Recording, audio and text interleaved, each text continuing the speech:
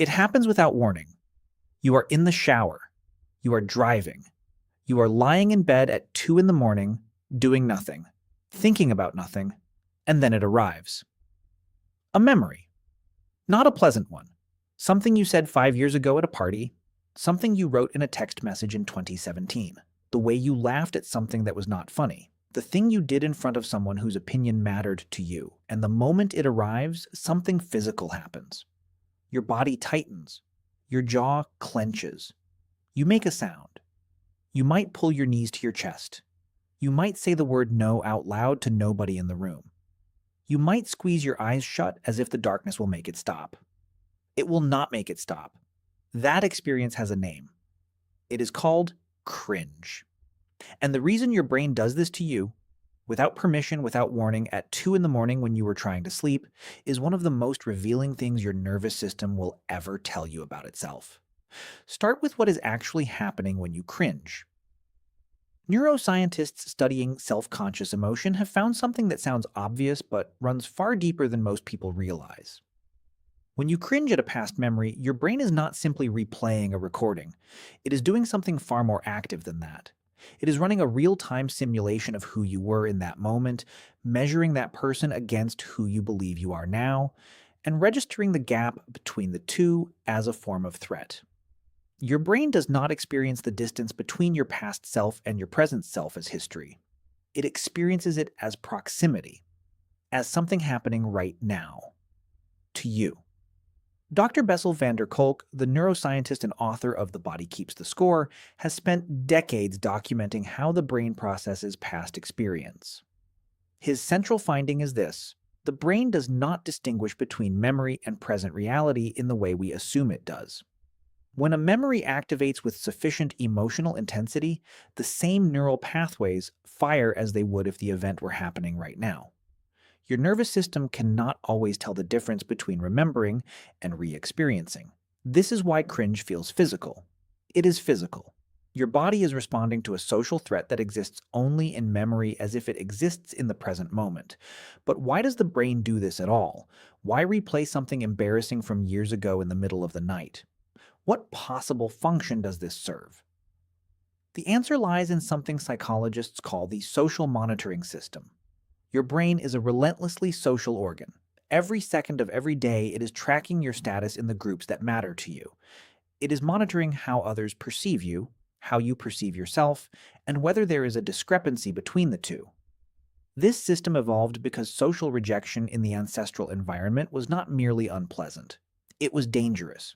Being excluded from the group meant reduced access to food, to protection, to mates. The social monitoring system exists to prevent that outcome. It flags behavior that risks social standing and demands correction. Cringe is that flag. When you cringe at a past memory, your social monitoring system is performing a retrospective audit of your behavior. It has flagged something you did or said as a potential threat to your social standing, and it is replaying it, examining it, generating discomfort to ensure that you register the violation. The discomfort is not the brain malfunctioning. The discomfort is the brain doing exactly what it was designed to do. It is saying, remember this. Do not do this again. Psychologist Philippe Rochat at Emory University has spent years studying the development of self-awareness and social shame. His research shows that cringe is fundamentally an expression of something he calls the objective self, the capacity to see yourself as others see you.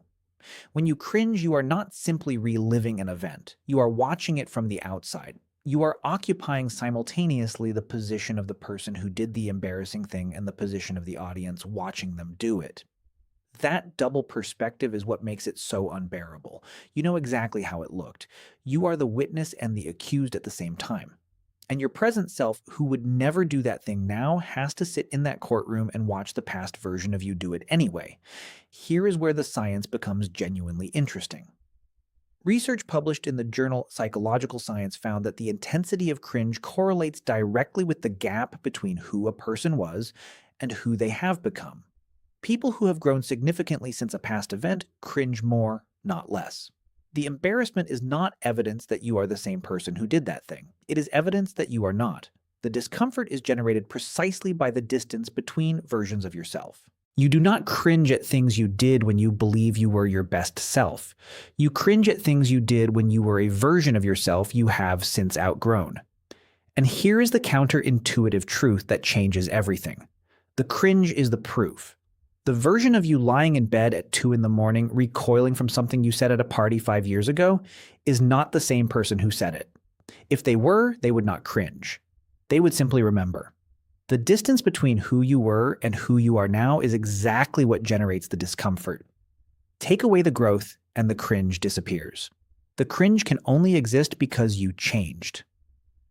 Researchers at the University of Waterloo studying self-continuity found something that connects directly to this. People feel most continuous with past versions of themselves, not when those past selves felt good or comfortable, but when those past selves were changing.